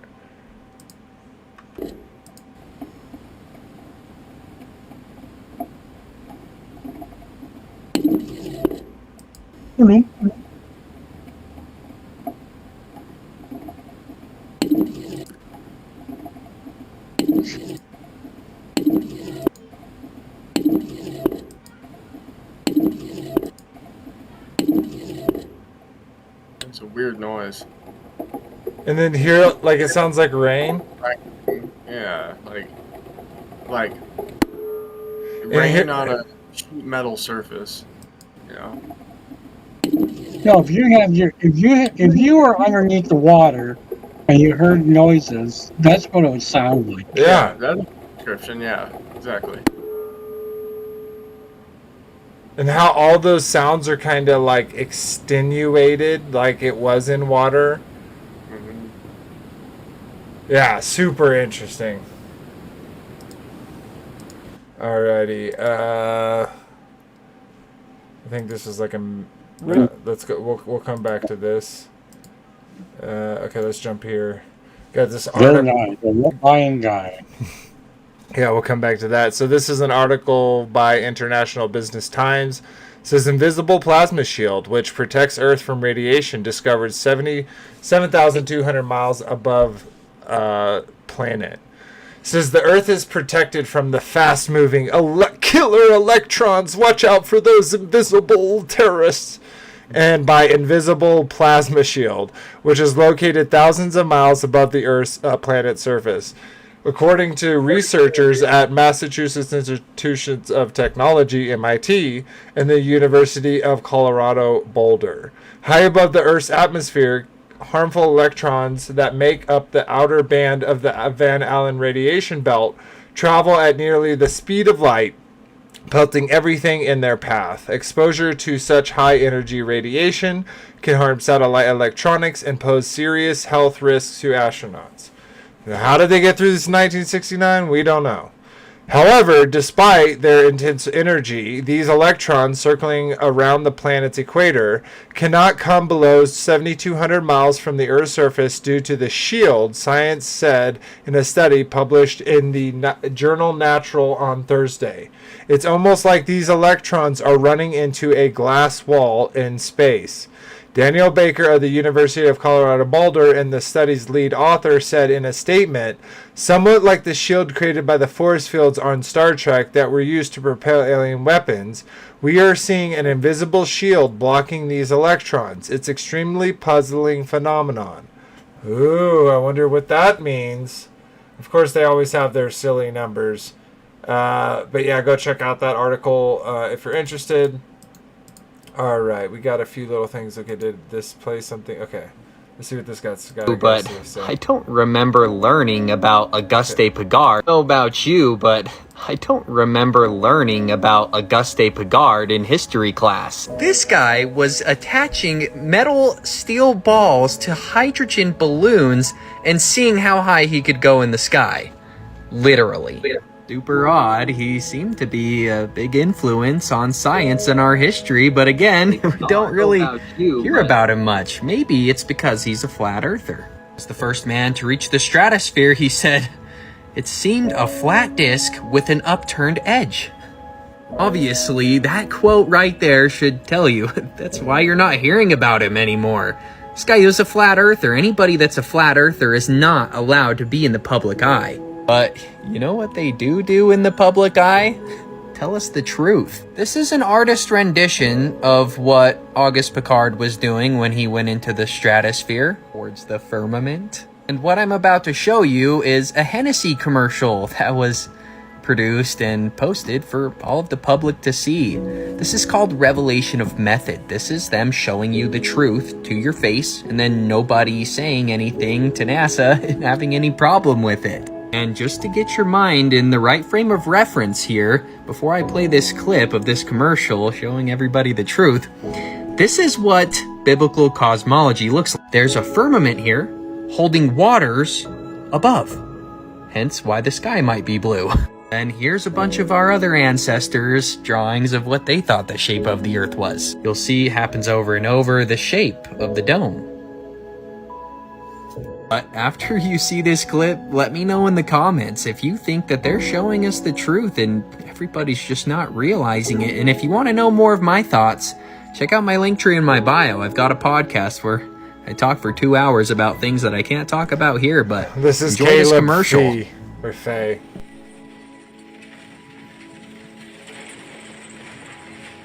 So in a reenactment of Picard's mission, one of them.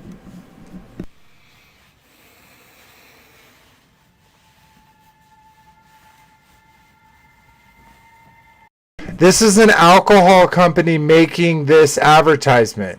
What in this have you seen so far makes you think of alcohol?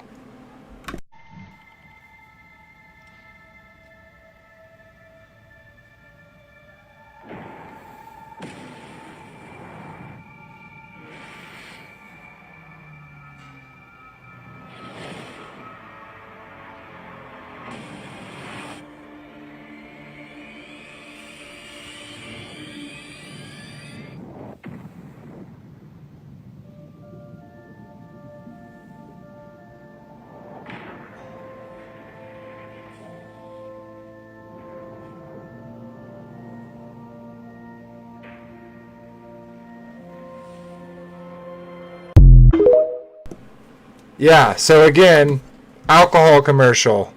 Where in there makes you think of alcohol? Why would an alcohol company make such a thing? I want to see if I can find that real quick. Oh, I'm going to be on Take on the World. Okay, never mind. All right. I think, how long is this one? This one's pretty long. A lot of people are trying to say this whole... Let's watch just a couple of minutes of this. Of course, this is the late great Rob Skiba. We surely miss this guy and his research capabilities, and wish he was still around. But we thankfully we have the internet, right, where we can still see him, even though he's in peace, resting in chill. So, but anyways, yeah, let's check out a few minutes of this, and we'll keep going. Flat Earth thing is a psyop. It started with the CIA or some other, the Illuminati or whatever. If it's a psyop, it started with Moses. In Genesis chapter 1. Let's go through it. In the beginning, God created the heaven and the earth. The earth was without form and void, and darkness was upon the face of the deep. And the Spirit of God moved upon the face of the waters. And God said, let there be light. And there was light. And God saw the light, that it was good. And God divided the light from the darkness. And God called the light day, and the darkness he called night. And the evening and the morning were the first day. Here we go. And God said, let there be a firmament in the midst of the waters, and let it divide the waters from the waters. And God made the firmament and divided the waters which were under the firmament from the waters which were above the firmament, and it was so. And God called the firmament heaven, and the evening and the morning were the second day. Well, that word firmament comes from the Hebrew word rakia. Strong's number 7549 describes it as an extended surface, as if beaten out. It's an expanse. You see the descriptions there. Firmament regarded as by the Hebrews as solid and supporting the waters above it. Now, a lot of scholars are out there today suggesting or demanding that the word firmament is simply an expanse. It's the expanse of the air, the atmosphere, and the vacuum of space. Have you heard that before? The firmament is just an expanse. Anybody heard that before? I heard it from my detractors all the time. Yeah, I heard it in the last debate. Funny thing is, the Hebrews and the Greeks disagree with that, especially the Hebrew scholars that took their Hebrew Hebrew into Greek. So these are Hebrew people who understand their Hebrew culture, their Hebrew scriptures. They took the Hebrew words and translated them into Greek for the Septuagint. And the word that they chose for the Hebrew word rakia, when they translated it into Greek, was stereoma.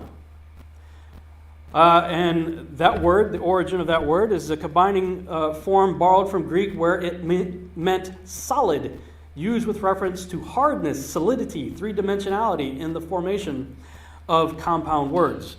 And when you just look at other online resources such as blueletterbible.com, look up the word rakia, you'll see right there it's an extended surface, solid, expanse, firmament, expanse, flat as base, support, firmament of a vault of heaven supporting waters above, considered by Hebrews as solid and supporting waters above. Over and over and over again, you see that the Hebrews understood it to be solid. The word rakia comes from a root word raka. Forgive me if I'm pronouncing these words wrong. And when you look up that word, that root word, it talks about to beat, to stamp out, to spread out, to stretch, to stamp out, to beat out, like when you're pounding metal. Spreading metal out by beating on it. I don't know how you can beat on air to create an expanse. And Job, which I believe actually predates Genesis. What are you limiting God, Rod Skiba? You think God can't beat out air? Like, he's the creator of everything, though. Comes right out and tells you. In Job chapter 37, verse 18, pick your translation. I grew up in the King James. So the King James says, Hast thou with him spread out the sky, which is strong as a molten looking glass? What's a molten looking glass? It's a mirror made out of beaten down metal. I mean, Job comes right out and tells you this thing is hard. It's like a molten mirror. How dare you, Rob? And we know why it's hard. He talks about in Genesis because it's holding waters back from above. It's separated waters above from waters beneath. We see in Ezekiel 1:26, and above the firmament that was over their heads was the likeness of a throne. Hey, can you pause it for a second? Absolutely. Anytime y'all have a thought, tell me to pause it. Yeah, there's a theory that it is made out of hard blue ice. Firmament.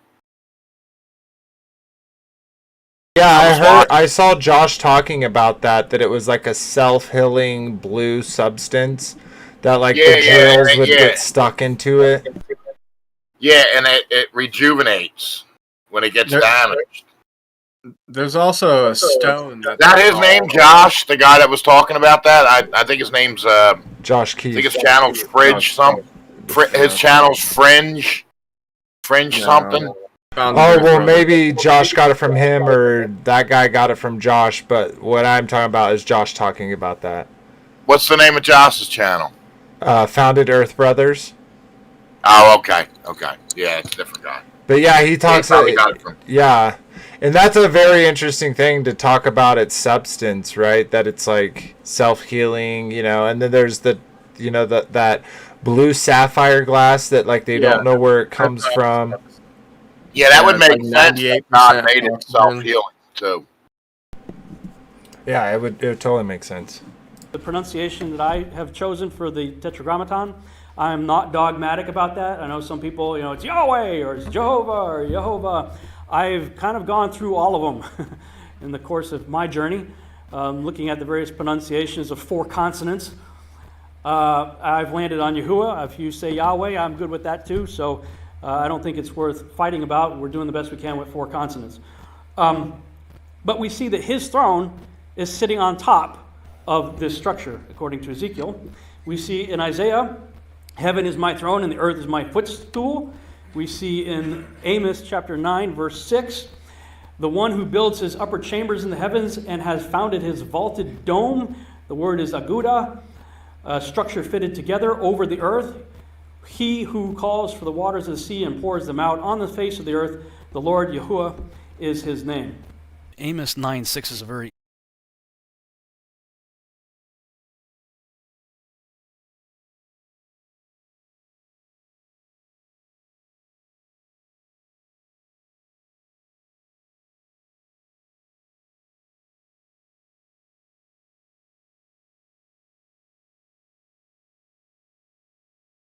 I think you might be muted.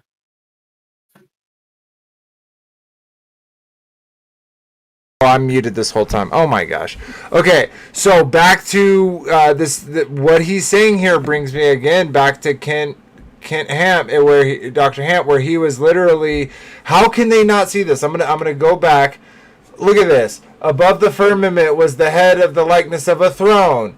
Thou said, the Lord is my throne, and the heaven is my footstool, and founded his vaulted dome over the earth. Like, how can they see these things and be like, oh, his vaulted dome? He put the vaulted dome space over the earth. Well, it's also to the sides of the earth and behind the earth and to the bottom of the earth and to the back of the... It's so dumb that people who are Christians will not just believe the words that are in Scripture. I honestly feel that way. Sorry if you believe in the globe. That's my feelings. Oh, oops, wrong button. The face of the earth, the Lord Yahuwah. Okay. Go check out his things. We got a couple more to go through before it's over. And we're running out of time. Let's see what Bill Nye the Liar guy has to say. About what happens when you go the speed of light. I mean, this is we love to ask this question in physics class. It's big fun. Now, one thing I really want your generation to embrace is that the Earth is a closed system. We cannot leave the Earth. There's no place to go. There's no place to throw your trash. And I wouldn't be surprised if maybe not you, but your kids develop ways to mine our landfills. We throw away so much valuable stuff right now, especially raw materials. I may be wrong, of course, always may be wrong, but I wouldn't be surprised if that turns out to be economically reasonable. All this plastic that's really hard to create and hard to get it to break down, it has value. You know. Now, one thing I really want your generation to embrace is that the Earth is a closed system. We cannot leave the Earth. There's no place to go. There's no place to throw. Whoa, is Bill Nye actually telling the truth for once? Weird. I'm just going to go through this real quick. This is 100 proofs. There are so many science documents. We didn't even get time to cover it. In 2 hours, we couldn't cover it all. Of all the different topics there is about the firmament. But as you can see, there is non-stop CIA documents about the firmament, about the diffusion of light, about all this information that we know about how the system actually works and that they hide from us. So super cool. And we're going to play this last little video. I thought this was really cool. And a lot of us have already talked about how stars look like. It looks like water. It looks like something at the bottom of a pool. So watch what this guy kind of gets. Some of these images this guy gets just with some very simple items. Okay, I'm going to show you with a bowl of water and the sunlight how the stars and planets reflect through the firmament.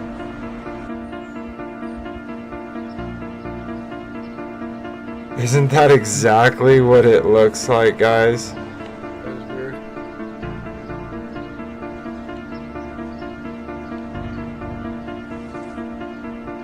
That is so cool.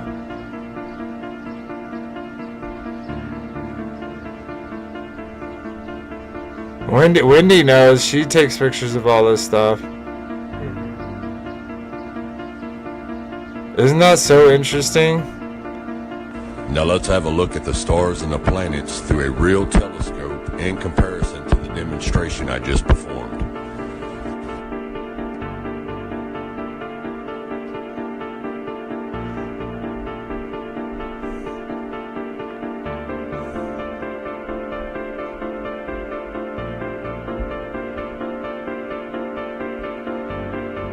Oh, the Earth is spinning too fast. It's hard to keep it in focus.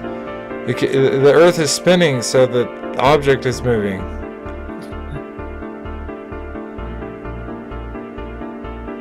Like, look at that comparison, how similar that looks. And last week we were talking about water. We were talking about sonoluminescence with frequency and vibration. And you connect that to what we're seeing here. Oh my gosh. Look at that. That's it. That's what we're seeing. But obviously something way more sophisticated. Yeah, for sure.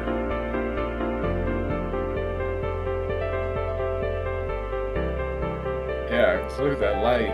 It's just crazy colors. Yeah, he just has an orange bowl, a bowl with water in it, right? Imagine if you had a divine being, you know what I mean, and it reflecting this. Yeah, it's interesting when you slow it down frame by frame. If you got clear enough footage, you can see oscillating patterns. Like, it's not just like random. Yeah, there's repeating patterns. Yeah, it's strange. Yeah.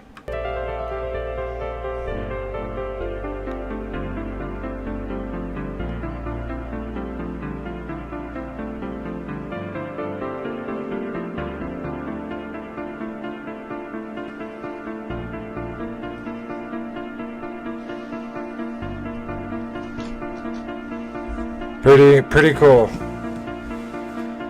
I think he just keeps showing the same comparisons. Yeah.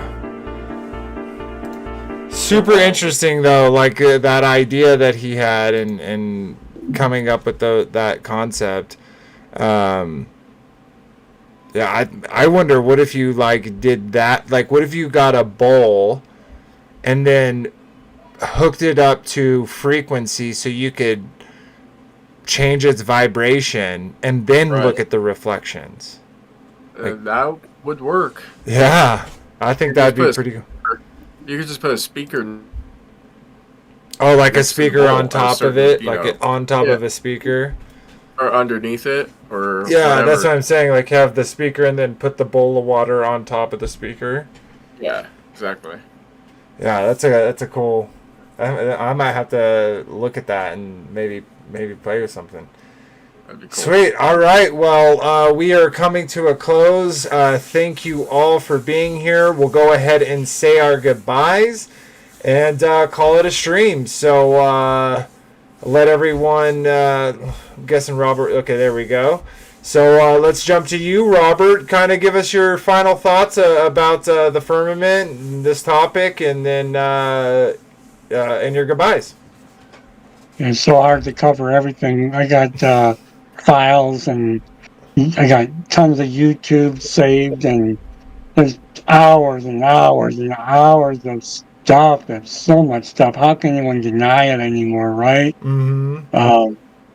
So yeah, there's just so much. It's not so much that you can prove the firmament for sure, but it's the preponderance, right? The amount of yeah, evidence. the preponderance of evidence, and you can.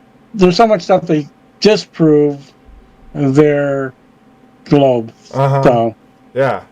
No, absolutely. And this isn't even the first time this channel's covered the firmament, right? And it's a 2-hour stream, so it's like, how can you hope to cover all of the information in just the 2 hours? But I think we hit on a lot of good nails. So, yeah, and at this point, you know, if kind of saying what you're saying, like, how can anyone deny? It makes me look at guys like Duffy. I don't know if anyone checked out the Austin, him talking to Pastor Duffy. But, you know, he just like, I don't know. I've never looked into it. Well, that's why you believe in the globe, because you've never looked into it. Because if you look into it with a sincere, honest heart, you're going to find some gravy, you know, that's going to change your life. 100%. Alrighty, well, thanks for being here as always, brother. Let's jump over to Kyle. Kyle, give us your final thoughts and your goodbyes. Yeah, man.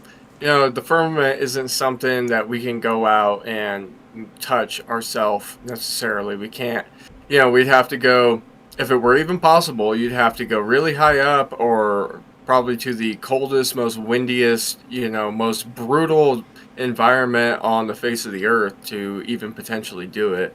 But what I will say is that in order to have pressurized air, you need a container, and the firmament works perfectly for that. So I'm gonna go, you know, with that we are enclosed in something and not come up with excuses for why the atmosphere of the air doesn't, you know, expand off into the space vacuum. Yeah, and beyond that, obviously the Word of God makes it clear that there's a firmament. Yeah, and isn't it interesting how doubly the air and the outer regions of the earth are both heavily regulated by governments? Yep. You can't freely go into the air. You can't freely go to the ends of the earth. So, although I'd be curious what they do to, you know, a high altitude balloon with a steel capsule, like if you try to do Picard today. Yeah, are they going to try to shoot you down? Can they shoot you down? Yeah. Are they going to be able to get it high enough? Yeah. Yeah. Well, thanks for being here as always, brother. Love having you here. Last but not least, we got Frankie B. What's your closing thoughts, brother? Yeah, I just love God's creation. Amen. And I do believe there's multiple firmaments. I know you don't believe in that, Vader, but I am looking in. I think there's more. I think because you know, talked about Paul going to the third heaven, and Sean has brought up some good points about it. So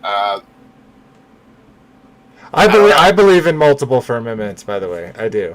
Oh, you do? I thought you didn't. Okay, No, yeah. I do. So, yeah. So, but it, and that it it breathes, it restores itself. I mean, God is so wonderful the way he just creates everything.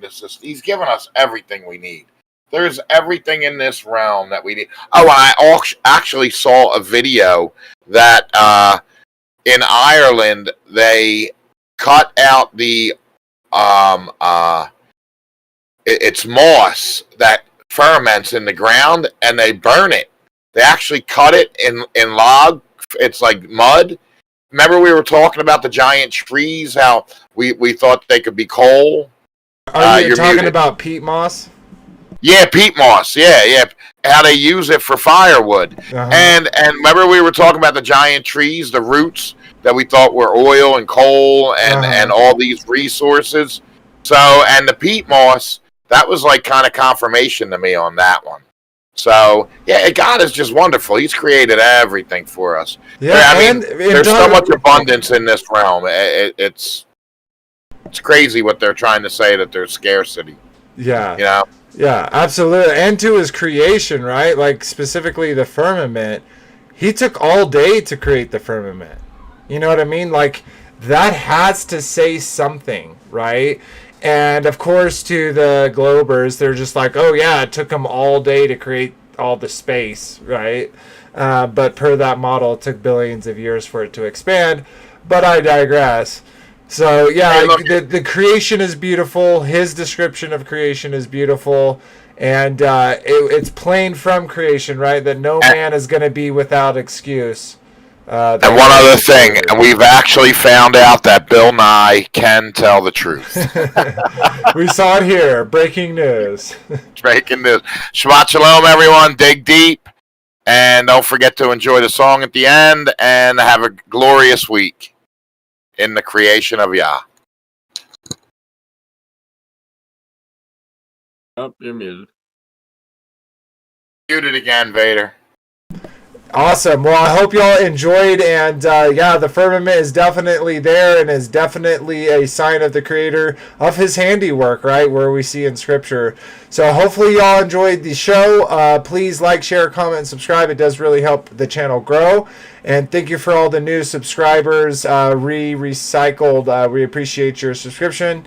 But yeah, until next time, guys, Shabbat shalom, and see you tomorrow for Peace Seekers. Book of Enoch part 10, I believe, if you're interested in a reading from that. But yeah, until next time, remember the Abba loved you first. Shalom, everybody.